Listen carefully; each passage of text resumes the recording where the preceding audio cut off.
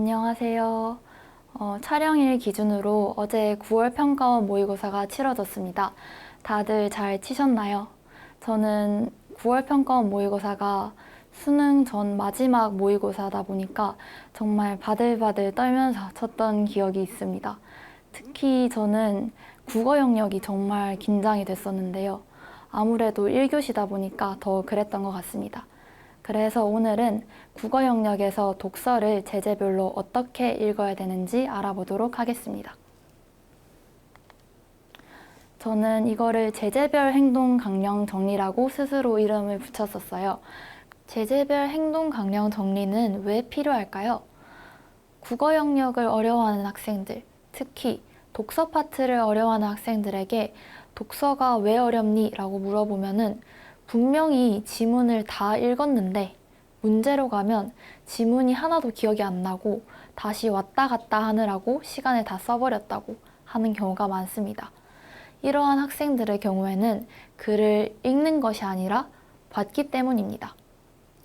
글을 읽는다는 것은 글의 핵심 내용을 이해하고 기억을 하고 있다는 것인데요. 우리는 글을 읽으면서 문제에 출제된 내용, 즉 핵심 내용을 파악하려고 노력해야 합니다. 그런데 이 제재에 따라서 핵심 내용이 무엇인지가 달라집니다. 평가원에서는 다양한 제재로 문제를 내는데 우리는 한 가지 태도로만 일관되게 읽는다면 당연히 문제를 맞추기 어렵겠죠. 그래서 우리는 평가원에서 출제하는 제재에 따라서 올바른 행동 강령을 숙지하고 그에 따라서 글을 읽을 수 있어야 합니다. 평가원에서는 크게 인문, 예술, 사회, 과학, 기술 분야의 제재를 출제합니다. 그렇다면 우리도 여기에 맞추어서 제재별로 올바른 글읽기 태도를 가져야 합니다. 그렇다면 이제부터 이러한 제재에 따라서 어떠한 행동 강령을 가지고 글을 읽어야 하는지를 알아보겠습니다. 첫 번째로 알아볼 분야는 인문예술 분야입니다. 인문예술 분야의 첫 번째 행동 강령은 사람과 의견을 연결시키자입니다. 인문예술 분야에서 많이 보이는 구조가 A라는 사람은 이러한 내용을, B라는 사람은 저러한 내용을 주장했다. 이러한 구조입니다. 그런데 이러한 글에서 학자가 한두 명 나오는 게 아니죠. 많게는 3, 4명, 5명까지도 나오는데요. 읽다 보면 너무 많은 학자들이 나와서 혼란스러워지는 경우가 있습니다. 이럴 때 스스로 어떤 사람이 어떠한 의견을 주장했는지를 연결시키면서 읽어야 합니다. 두 번째 행동 강령은 인물들 의견의 공통점과 차이점을 파악하자입니다. 아무 생각 없이 글을 읽다 보면 어떤 인물이 어떤 의견을 주장했는지 헷갈리게 됩니다. 그렇기 때문에 스스로가 어떤 기준을 잡고 이 기준에 대해서 이 학자는 이렇게, 저 학자는 저렇게 생각했다라는 것을 파악을 하면서 읽어나가야 합니다. 세 번째는 같은 말과 다른 말을 구분하자입니다. 이 행동 강령은 특히 철학 지문이나 예술 지문에서 많이 적용이 됩니다. 정말 처음 봤을 때 무슨 말을 하는지 모르겠는 문장들이 정말 많이 등장하는데요. 이 문장들을 다 해석해 놓고 보면 같은 말인 경우가 정말 많습니다. 지문에서는 같은 내용을 전하고 싶은데 똑같은 문장을 계속해서 쓸 수는 없잖아요. 그러니까 새로운 문장으로 표현을 해야 하고 문장이 길어지고 복잡해지는 것이죠.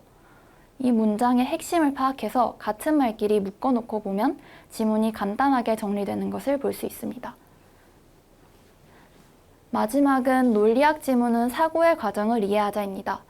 인문예술 분야에서 어렵게 출제되는 제재 중 하나가 논리학 지문입니다.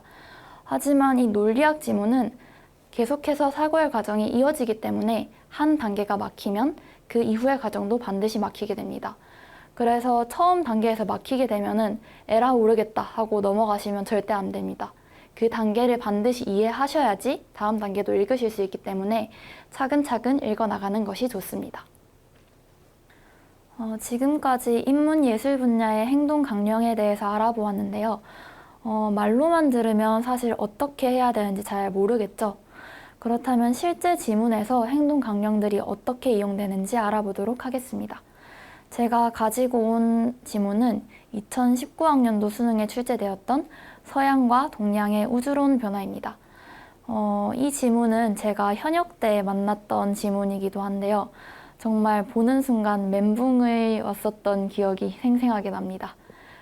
그러면 제가 어떤 행동 강령을 가지고 이 지문을 극복했었는지를 함께 보겠습니다. 이 지문의 1, 2문단을 보면 서양에서 여러 학자들이 어떠한 우주론을 주장했는지를 말하고 있습니다.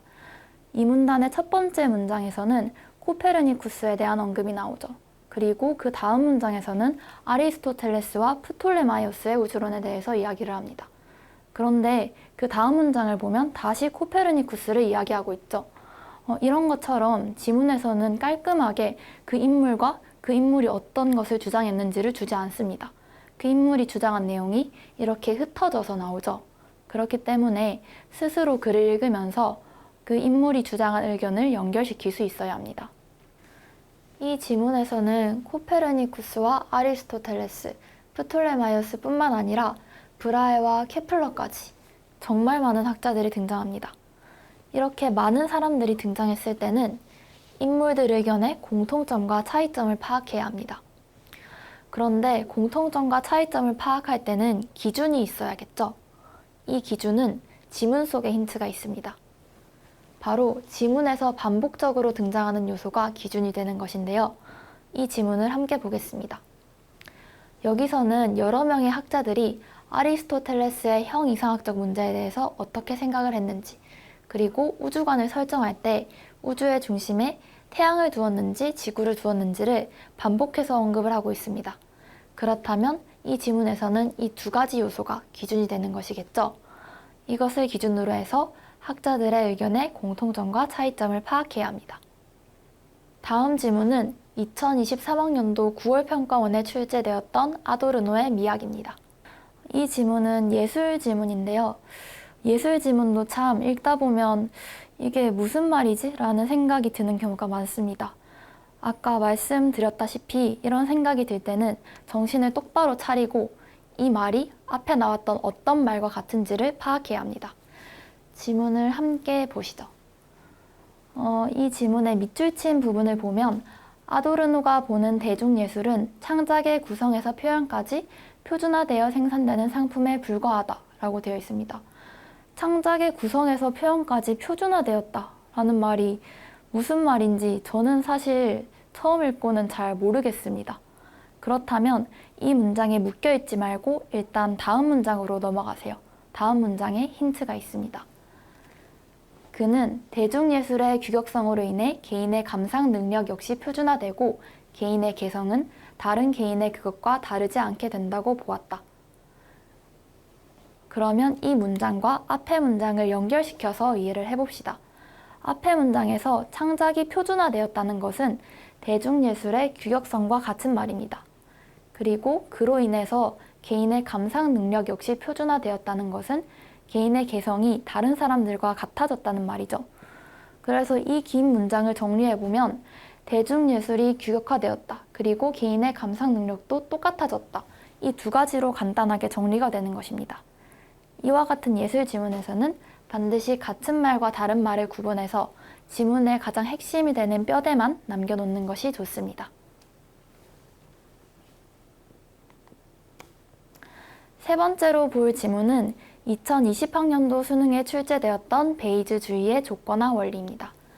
이 지문의 첫 번째와 두 번째 문단을 보면 조건화 원리에 대해서 이야기를 하고 있습니다. 밑줄 친 부분을 함께 읽어볼게요. 만약 인식 주체가 A가 참이라는 것만을 새로 알게 된다면 B가 참이라는 것에 대한 인식 주체의 믿음의 정도는 애초의 믿음의 정도에서 A가 참이라는 조건 하에 B가 참이라는 것에 대한 믿음의 정도로 되어야 함을 의미한다. 그냥 이 문장을 줄줄 읽으면 이 문장이 말하고자 하는 바가 무엇인지를 놓치게 됩니다. 그래서 이런 논리학 지문을 읽을 때는 반드시 끊어서 읽는 것이 좋습니다. 이런 논리학 지문은 끊어서 단계를 구분한 후에 이 단계를 이해하고 이해가 됐는지 스스로한테 한번 물어보세요. 그래서 나 이제 이거는 이해했어 라고 대답을 할 수 있을 때 다음으로 넘어가야 합니다. 그러면 제가 준비한 인문예술 분야의 행동 강령은 여기까지인데요. 지문으로 함께 읽어보시니까 이해가 좀 잘 되셨나요? 사실 제가 하는 걸 보시기만 하셔서는 잘 적용을 할 수가 없을 것 같아요. 그래서 제가 오늘 알려드린 이런 행동 강령들을 직접 지문을 읽어볼 때 적용을 해보시기를 바랍니다. 이번 편은 여기서 마무리하도록 하겠습니다.